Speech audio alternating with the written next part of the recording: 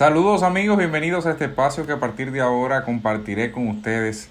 Haremos una comunidad, esperemos sea grandiosa, para hablar de los diferentes temas del país. Lo que nadie se atreve a decir, lo que algunos se atreven a decir pero a medias, y otros más temas que estaremos conversando día tras día. Sobre todo investigando, hurgando en aquellos puntos donde a veces el ojo de todos no puede llegar. Hoy hablaremos tres temas: el paso de la tormenta Isaac en el país, el paso nada más y nada menos que de la pandemia del COVID y cómo esto ha dificultado el acceso a pruebas PCR, y la última de la bolita, la inauguración de Punta Catalina y lo que hay detrás de ella. Veamos esto y más a partir de ahora. Este miércoles quedó inaugurada la planta termoeléctrica Punta Catalina. Usted más que nadie la conoce en términos de escándalos y cómo esto ha alborotado un avispero desde su anuncio en la República Dominicana. Y le cuento de raíz algunas cosas. La planta central termoeléctrica Punta Catalina tuvo problemas desde su inicio. Tanto así que el vicepresidente de Estados Unidos en ese entonces, Joe Biden, vino a República Dominicana y se la propuso construírsela a un precio similar a la que finalmente costó, de parte de una empresa americana. Es decir, que fuese una empresa de capital estadounidense quien estuviera a cargo de la construcción de esta empresa. Desde ahí comenzaron los problemas. El presidente de la República, Danilo Medina, se negó en ese momento. Pasa luego a ser, se adjudica luego de un proceso de licitación donde compitieron con unos chinos que se retiraron, no sé si lo recuerdan aún, que habían ofrecido un precio mucho menor y cualidades muy similares, hasta que queda en manos de nada más y nada menos que la multinacional todopoderosa constructora Odebrecht. Cuando esto pasa, aún poco se conocía de la realidad de todo lo que había acontecido en América Latina y el Caribe, sobre todo con el tema de las sobrevaluaciones de la constructora Odebrecht, de que pagaba campañas electorales, de que financiaba una serie de personajes importantes de la política de cada uno de los países latinoamericanos, hasta que se conoció realmente lo sucedido. Se conoce la información, estalla la bomba de los escándalos de corrupción de Odebrecht, y es entonces cuando nos agarramos las cabezas por una planta que costaba en principio unos 1.900 millones de dólares. El presidente supuestamente regateó y le bajaron cerca de 100 millones de dólares a una planta, no sé cómo, después de pasar un proceso de licitación y todo lo demás, pero que qué bueno que lograron rebajarlo. Y más adelante se conoce la información de que había costado al país más de 2.300 millones de dólares. 2.300 millones de dólares, sin contar lo que pudo haber ocurrido, lo que pudo haber acaecido, sobre todo de parte de los gastos por el pago de intereses, por el arbitraje, por una serie de manipulaciones que hubo prácticamente y variaciones del proyecto a última hora, hasta que se conoce hoy día. Al final, según mi número, el proyecto terminará costando alrededor de 3.293, 3.300 millones de dólares. Porque aquí no están incluidos, por ejemplo, los gastos legales y los gastos de consultores y lo que costó el proceso de arbitraje en Nueva York, que serían unos millones de dólares. Ustedes saben todo lo que ha pasado aquí, cómo se ha satanizado Punta Catalina. Las cosas que se han dicho de corrupción, de que se recibió recursos, y ahora resulta que lo que han construido a Catalina están demandando al Estado porque la planta es más cara que lo que se contrató. Yo sobre Punta Catalina tengo mis reservas. Es una obra sumamente importante porque nosotros veníamos teniendo un déficit energético desde hace mucho tiempo, pero que estuvo amañada y estuvo vinculada a tantos hechos cuestionables, tanta competencia desleal y sobre todo mencionar el nombre de Odebrecht, que es uno de los temores de mucha gente, es sumamente grave. Habrá que ver cómo el PRM ahora, que asume el gobierno, investigará esa planta y sobre todo que se lo voy a presentar. Escuchen ustedes lo que dice el futuro designado como encargado de contrataciones públicas del Estado. Vea usted. Existen múltiples contratos que tienen la característica de el contrato de asfalto de los 11.500 millones. Eso debe ser obviamente analizado, debe ser revisado, sino que el Ministerio Público debe apoderarse inmediatamente de ese caso y en los aspectos técnicos en los cuales la Dirección de Compra deba opinar, pues estaremos pues haciéndolo con todo el rigor que nos ha caracterizado siempre. Visto eso que dice Carlos Pimentel, que por mucho tiempo había sido miembro de Participación Ciudadana, hasta el momento sigue siéndolo, que a su vez es la filial de Transparencia Internacional en el país, pues resulta y acontece que al parecer hay una cola pesada, porque si sumamos Punta Catalina al tema de los 11.500 millones otorgados para asfalto a última hora, sin licitación, a una serie de personas para favorecerse políticamente del proyecto, pues evidentemente eso causa una serie de preocupaciones al gobierno saliente de si habrá o no persecución política.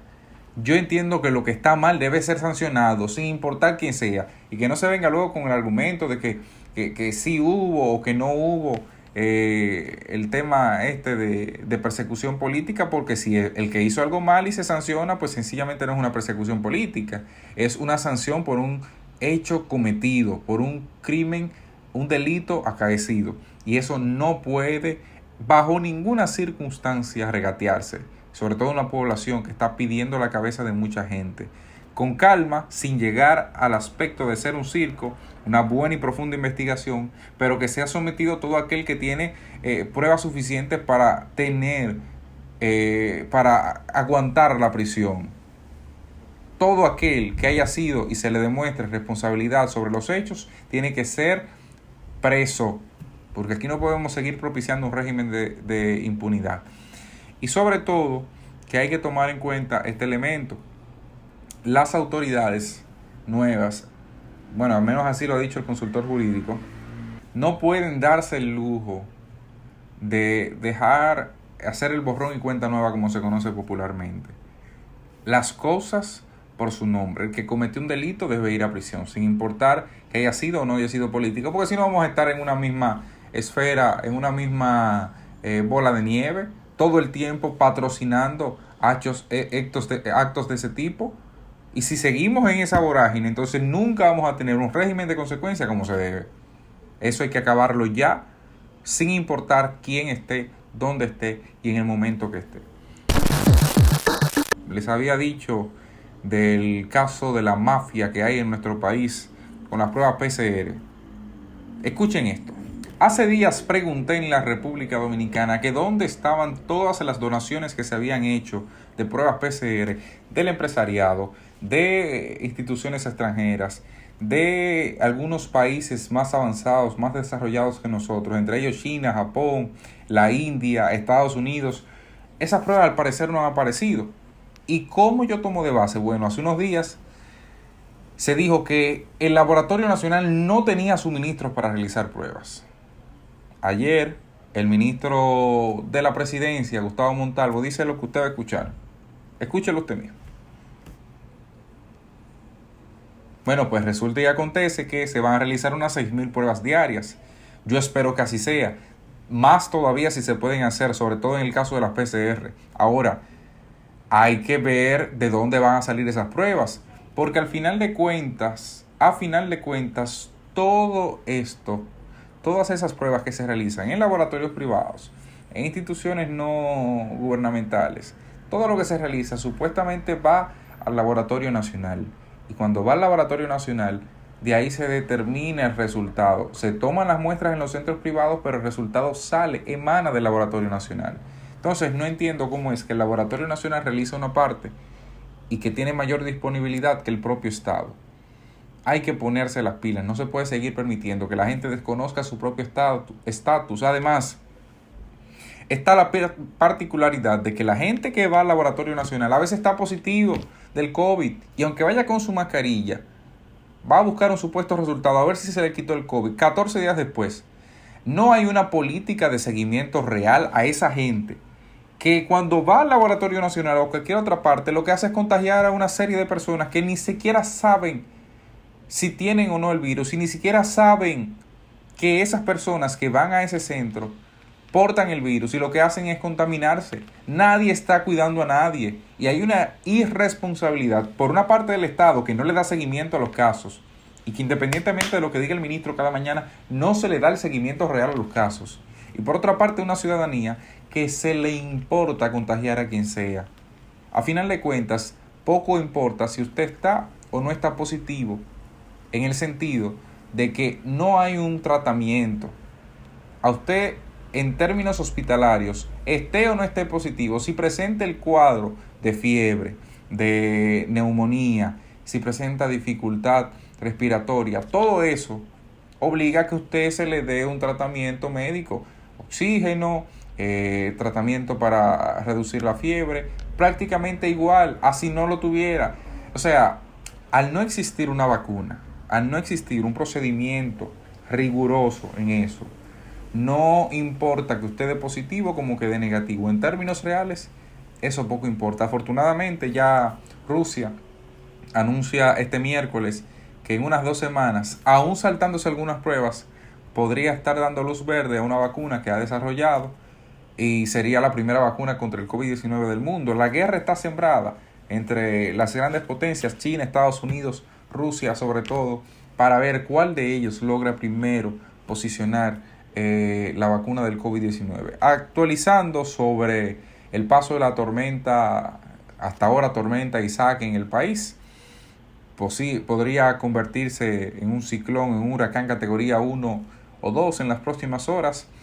Sencillamente yo entiendo que no estamos preparados, nos hemos dormido en los laureles. Ya mañana jueves entra al país esa tormenta y por supuesto la gente debe comprar insumos, la gente debe tener cierta cantidad de dinero. Esa gente que vive en los alrededores, en zonas sumamente hacinadas, en las proximidades de los ríos, de cañadas, de arroyos, que no tienen cómo moverse, pues sencillamente para ellos el COE ha preparado todo un esquema en el que se supone operará con toda la fiabilidad del mundo para asegurarle la vida a esa gente. Yo creo que eso es una medida que merece ser saludada de parte de la sociedad y que sencillamente están cumpliendo con su rol.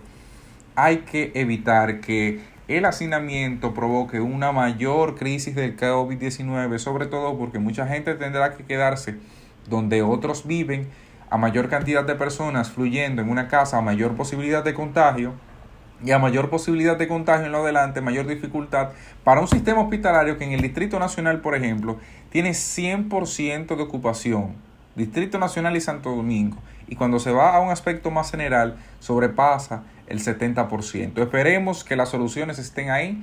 Gracias por acompañarnos. Recuerda suscribirte, recuerda darle like, recuerda acompañarnos, activar las campanitas, las notificaciones para que todos los días estemos aquí hablando de los temas que más le interesa a usted, a mí y al país. Hasta la próxima.